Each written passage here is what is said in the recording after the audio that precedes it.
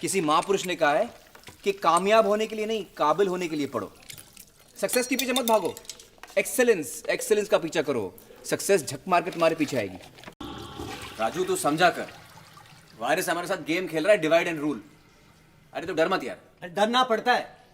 मुझे अच्छी नौकरी के लिए अच्छे ग्रेड चाहिए और ग्रेड्स उसके हाथ में।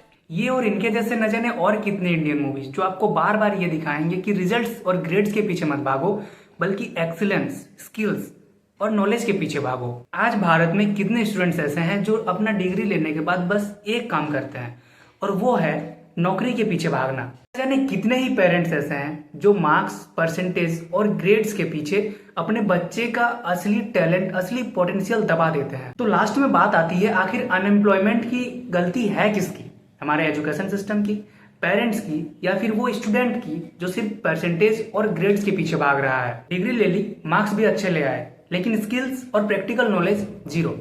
फिर सोचते हैं हमारे बच्चे को नौकरी क्यों नहीं मिल रही है। आप खुद सोचिए, क्या आप एक ऐसे डॉक्टर के पास जाएंगे जिसके पास एक कागज का टुकड़ा है, एक सर्टिफिकेट है, उसने ना तो कभी सर्जरी की है, ना ही उसे मेडिसिन के नाम तक पता है? नहीं ना। तो फिर वही गलती आप खुद क्यों बार बार कर रहे हो? ये सिस्टम आपको एक रेस का हिस्सा बना रहा है, जिसके फिनिश लाइन पे सिर्फ डिसअपॉइंटमेंट के अलावा और कुछ नहीं मिलने वाली है। तो सवाल ये है कि आप मार्क्स के लिए जी रहे हो या फिर नॉलेज के लिए? टाइम्स ऑफ इंडिया की ये रिपोर्ट देखिए, जिसमें साफ शब्दों में लिखा है कि इंडिपेंडेंस के बाद हमारी लिटरेसी रेट 12% से लेकर 74% तक बढ़ी है, और इतनी ही तेजी से बढ़ी है हमारी अनएम्प्लॉयमेंट रेट। आज 80% देश के युवा अनएम्प्लॉयमेंट का शिकार है। लेकिन क्यों? डिग्री तो सबके पास है, रिजल्ट भी है, आखिर कमी किस चीज की है? पढ़ाई तो सबने किया है ना। कमी है स्किल्स की, जो हमारे एजुकेशन सिस्टम में कभी सिखाया ही नहीं गया, और ना ही बच्चों ने कभी खुद से सीखने का कोशिश किया। हमारा एजुकेशन सिस्टम हमेशा से ऐसा नहीं था। इंडियन एजुकेशन सिस्टम काफी रिच हिस्ट्री रखता है। अंग्रेजों के आने से पहले हमारे गुरुकुल्स और नालंदा जैसे इंस्टीट्यूशंस पढ़ाई में थे, और इनके एजुकेशन सिस्टम चलते थे जहां होलिस्टिक लर्निंग होती थी, स्पिरिचुअलिटी से लेकर वारफेयर तक। Welcome to the Bhaktivedanta Academy. This is the temple hut, center of our activities. This is where we have our daily pujas, yagyas, classes, studies, festivals on occasions, and kirtan.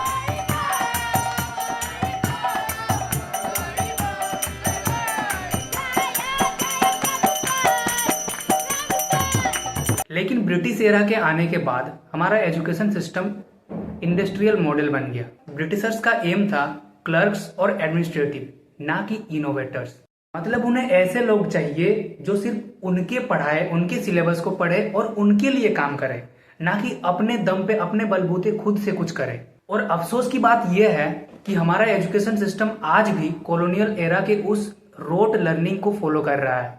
Rote learning का simple meaning ये होता है कि रट के समझना, ना कि किसी चीज को देख के, परख के सीखना। आज हमारे एजुकेशन सिस्टम में इनोवेटिव और क्रिएटिव का नामो निशान नहीं है। अब बात करते हैं अनएम्प्लॉयमेंट की।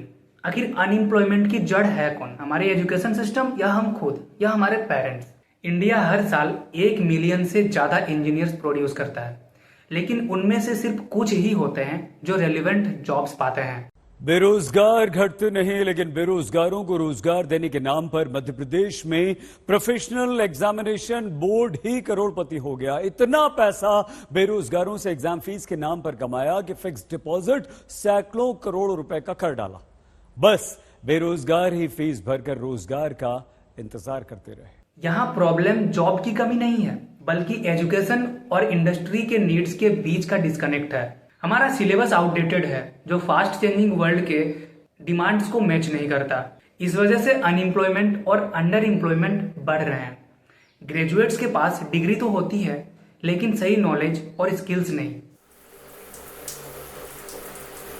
क्या एजुकेशन का मतलब यही है कि एक पेपर, एक डिग्री देना, या फिर हमें एम्पावर करना? ये दो बातें हमेशा याद रखना कि education is not industry relevant and degree is not equal to skills और नॉलेज। इंडिया में डिग्रीज और परसेंटेज को सक्सेस का बेंचमार्क माना जाता है, लेकिन एक बात सोचिए, क्या एक पीस ऑफ पेपर किसी की कैपेबिलिटी डिफाइन कर सकता है? एक स्टूडेंट जो 90% मार्क्स लाता है, जरूरी नहीं कि वो उतनी ही एक्यूरेसी के साथ रियल वर्ल्ड प्रॉब्लम को सॉल्व कर सके।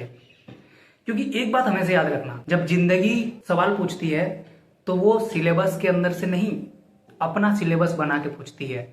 एक सच ये भी है कि नॉलेज तभी वैल्यूएबल है जब आप उसे अप्लाई करें। आज ना जाने हमारे पास कितने महान हस्ती हैं जिनका एग्जाम्पल हम लोग ले सकते हैं, स्टीव जॉब्स, मार्क जकरबर्ग या फिर धीरूभाई अंबानी। इन्होंने अपने सक्सेस के लिए डिग्री पर डिपेंड नहीं किया, बल्कि अपने स्किल और नॉलेज के साथ अपना एम्पायर खड़ा किया। आप सबने हमेशा ये सुना होगा कि नॉलेज इज पावर, लेकिन तभी जब उसका सही इस्तेमाल किया जाए। तब नहीं कि बस 90%, 99% ग्रेड्स ला के डिग्री घर पे रख दिया, अब उससे ये एक्सपेक्ट करना कि इसके बलबूते पे मुझे 2 वक्त की रोटी मिल जाएगी। क्या बनेगा बड़ा होकर? कैसे बराबरी कर पाएगा इस दुनिया के साथ? क्या सारी उम्र में उसे घर पे बैठ के खिलाता रहूंगा? 5 साल बाद जब अपने दोस्तों को गाड़ी खरीदते अपना घर बनाते देखोगे तो आप कोसोगे।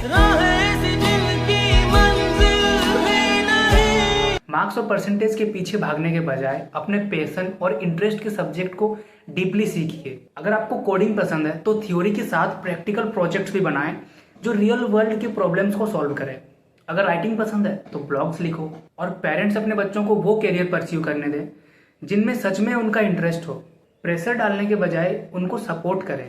दुनिया फास्ट इवॉल्व कर रहा है और ट्रेडिशनल एजुकेशन एकमात्र एजुकेशन का रास्ता नहीं रहा, बल्कि ऑनलाइन लर्निंग और इंटर्नशिप्स भी इक्वली इम्पोर्टेंट हैं।